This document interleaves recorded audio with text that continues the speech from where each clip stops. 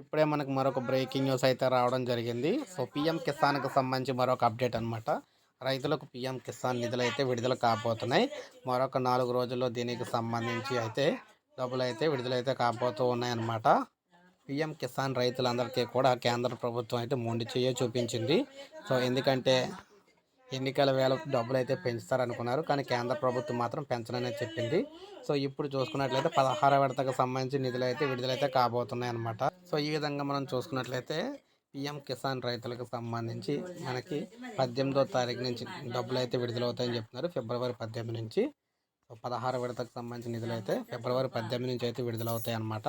Maximum 1, 2 రోజుల్లో దేశవ్యాప్తంగా ఉన్న రైతులందరి ఖాతాకి ఈ డబ్బులైతే విడుదలైతే అవుతాయన్నమాట.